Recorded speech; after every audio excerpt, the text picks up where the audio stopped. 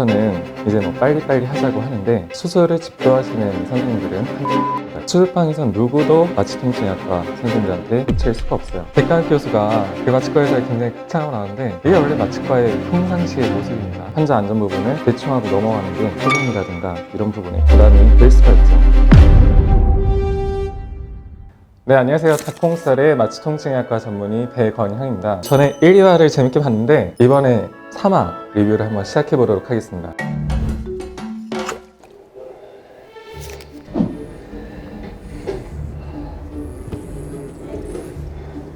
네, 여기서는 학문 선생님이 좀비처럼 걸어다니는 모습이 나오는데 제가 인턴 때만 해도 전공의 특별법이라는 법이 없어가지고 어딘가 쓰러져 있는 전공의 선생님들을 찾아오는 것도 저희 업무였습니다. 어떤 선생님은 그냥 엘리베이터에 쓰러져 있어요. 직원이나 환자분들이 얘기를 해서 깨우는 경우까지도 있었습니다. 지금은 그나마 전공의 특별법이 생긴 했는데 주 80시간이에요. 그 다음에 연속 근무는 36시간. 그게 법으로 정해진 시간이에요. 그러니까 그전에는 그 시간에 넘겨가면서 일을 했던 거죠. 연애할 시간은 있으셨어요?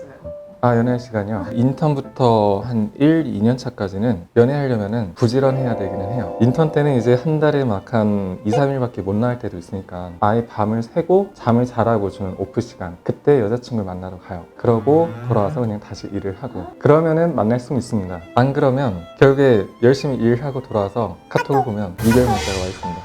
그래서 덤프트럭에 승용차를 들이받았습니다. 빗길의 터널 안에서의 사고라 운전석과 조수석 쪽에 피해가 컸던 모양이에요.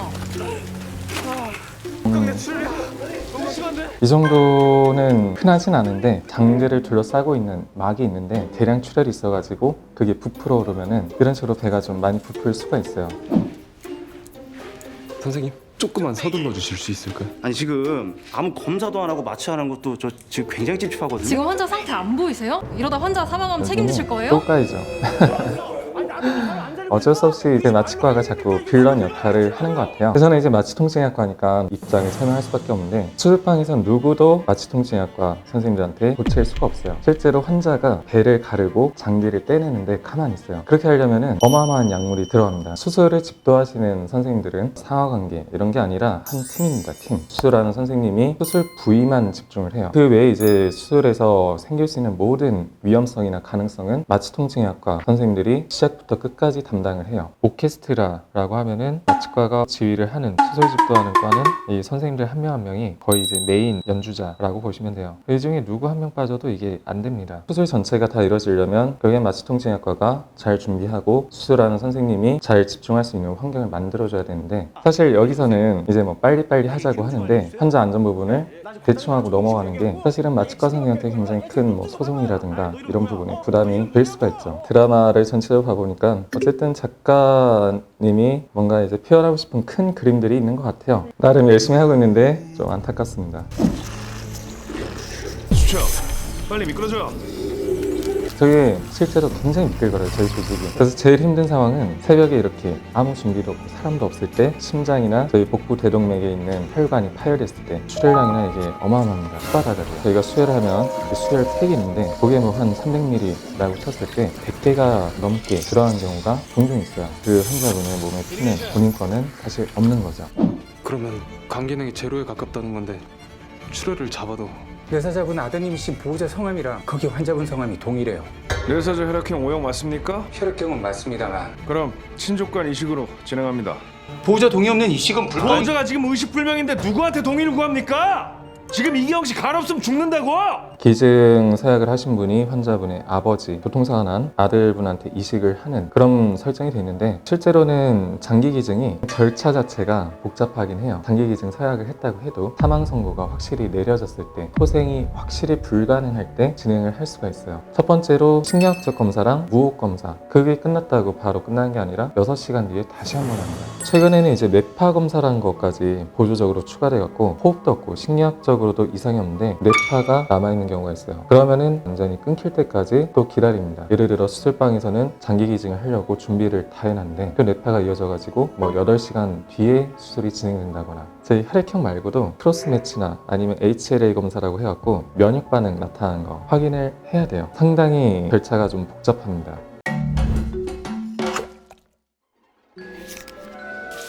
주준인가요? 이 선생님 몸이 상당히 보기 좋네요, 좀. 엄청 바쁜 선생님인데 관리를 엄청 잘하셨어요. 감사팀에서 경고 메일 10번도 넘게 받았습니다. 아니 그니까 그 심평원에서 삭감을 하겠다는 명분이 뭔데?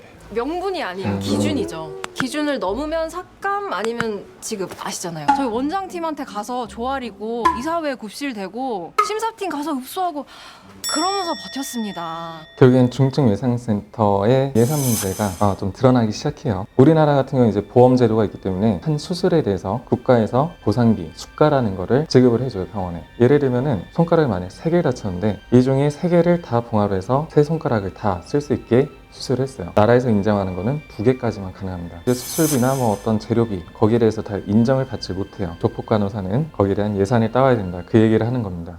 다음 입장하실 분은 일반외과 과장 겸 외상외과 적자 4억 1252만 원. 중증 외상센터 지원금 100억 받은 거 넣으셔야죠. 그럼 저희 외상외과 확정합니다. 그리고 지원금은 이미 90억 이상이 설비 예산에 투여되기로 결정이 됐어요. 10억에서 그 적자 얼마 빼고 남은 5억 얼마로 내년까지 환자 살리시라는 건데 아니 뭐 그게 미친 또라이도 아니고 그게 말이 됩니까? 드라마 내용은 이국종 교수님의 과거 행보랑 닮아 있는데 결과는 현실이 훨씬 좀 슬프죠. 결국엔 지금 그만두셨죠. 이국정 교수님이 인터뷰했던 내용 중에는 지원금이 현장까지 오지 않는다. 사람 뽑으려면 돈이 있어야 됩니다. 센터를 유지하려면 돈이 있어야 되고 최근에 이슈가 된 것 중에 구로 고대병원 중증 외상 수련회를 이제 키워내는 병원. 근데 거기가 얼마 전에 사라질 뻔했어요. 9억을 안 줘서 센터가 폐쇄될 위기. 그나마 이슈가 되고 나서 서울시에서 지원을 해주겠다라고 했는데 백강학 교수는 병원에 좀 들이받죠. 작가님도 좀 히어로가 나타나서 희망적인 상황이 가기를 좀 바라셨던 것 같아요.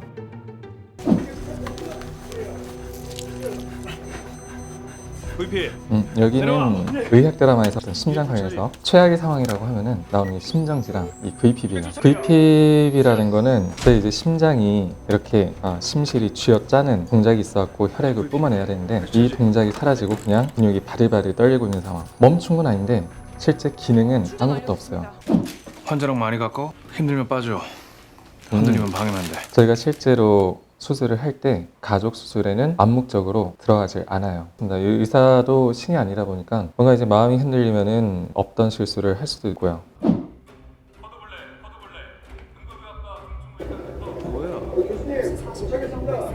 최대 40명까지는 응급실에서 동시 진료 가능합니다. 네, 상황이 좀 많이 심각하긴 하네요, 벌써. 네, 우리 마취과의 밤토리 선생님은 벌써 자세부터가 저 씻지 않은 것 같은 몰골이랑 아무것도 없어요.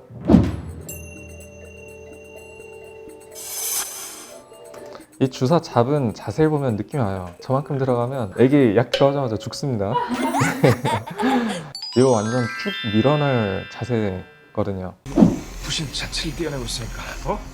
제정신이야? 어? 무신 잘못 뛰다가는 백교수! 야! 백교...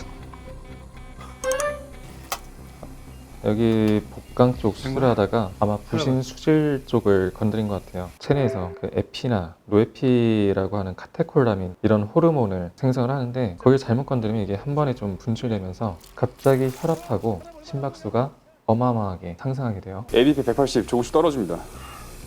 베타블로크 얼마나 들어가지?